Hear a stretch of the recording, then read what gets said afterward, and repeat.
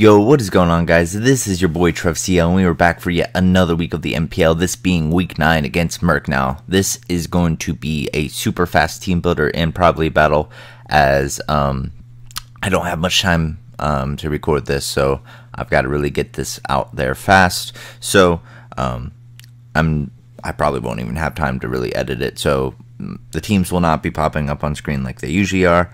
Let me just go over Murk's team real quickly. My team is the same as always.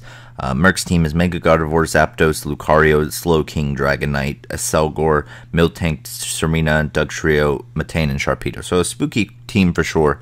Murk hasn't been doing too well this season, and he doesn't really like his team, but still definitely a spooky team to prepare for. So first up we have Spexfini.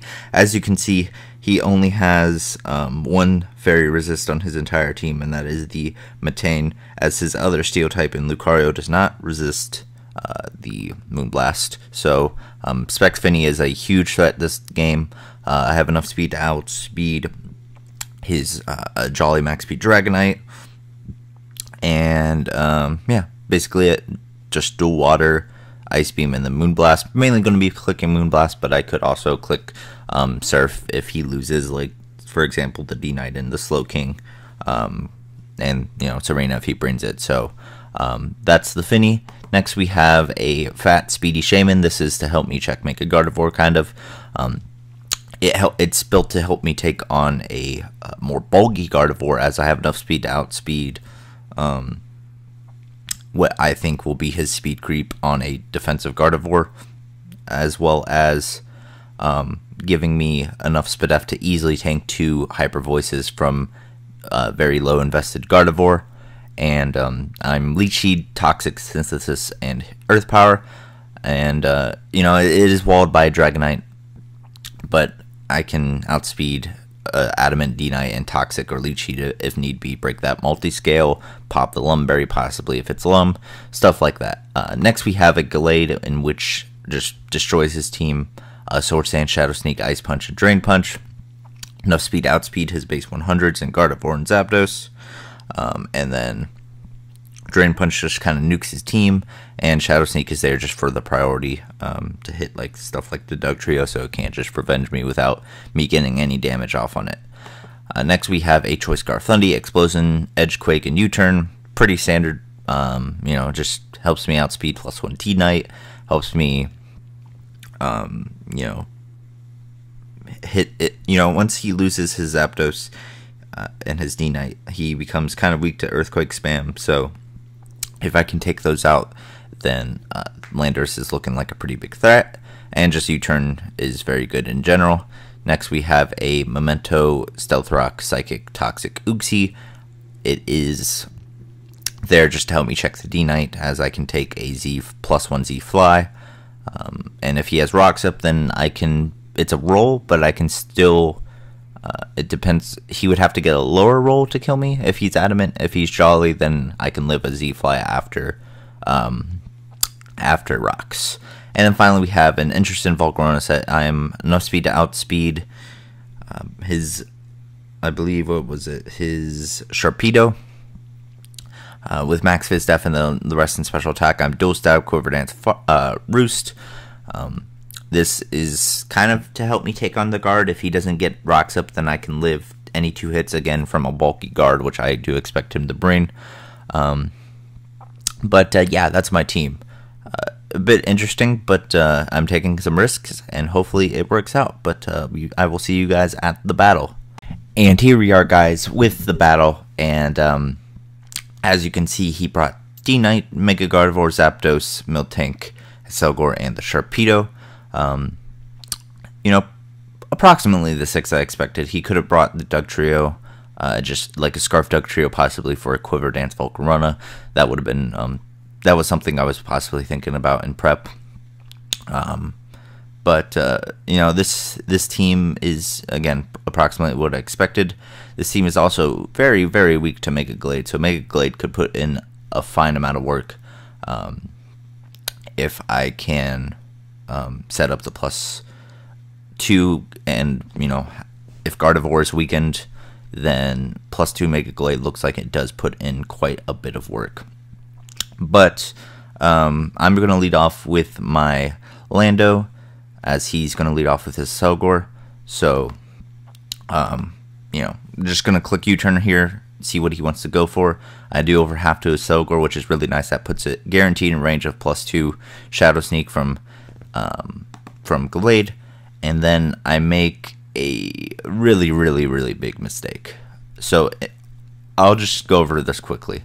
In my mock battles, I had 4 mock battles and won them all. So you might see how my Volcarona is absolutely walled by Dragonite. However, I made sure that in my mock battles that I would never go into Volcarona unless the Dragonite had its multi-scale broken by like rocks. So I basically made sure Volcarona was never in unless I had rocks up. And usually it would already be at +1, so it could 2-hit KO most D-Knights with the Fire Blast.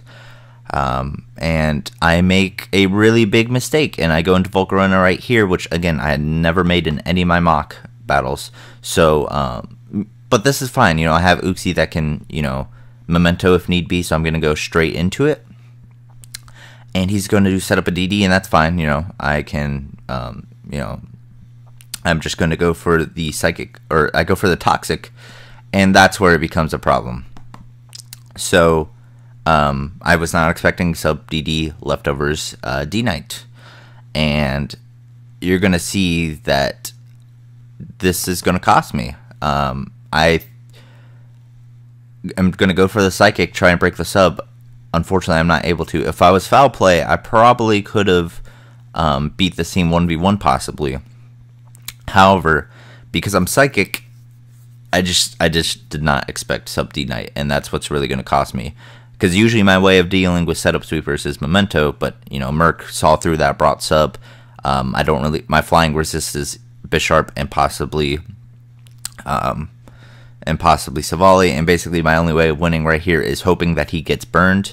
If he gets burned by my Flame Body, then I don't think that my chances are very good, but at least I have a chance. But my Volcarona dies and I don't get the Flame Body, so that's pretty much game.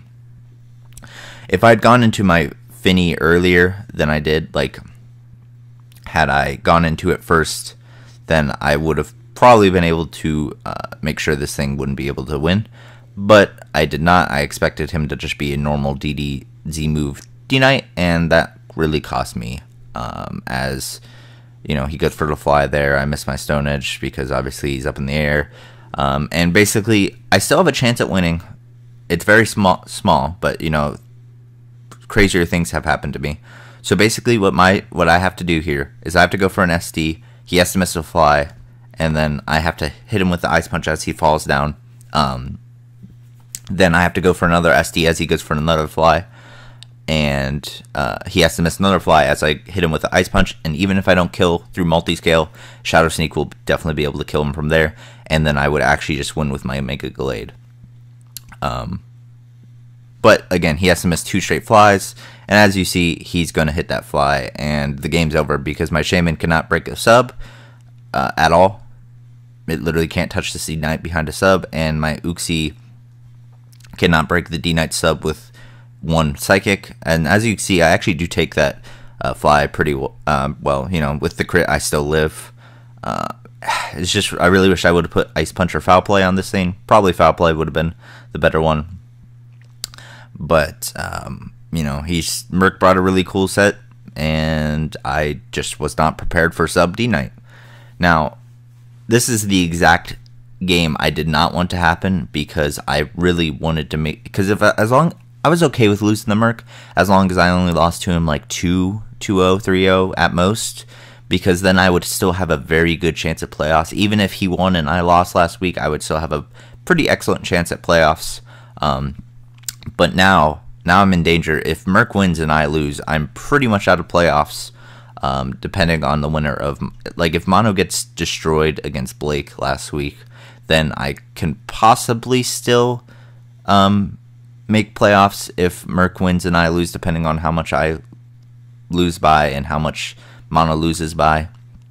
But if Mono wins, then I have to pray either Murk loses and I don't lose by too much, because even Abe versus Maddie could have some ramifications.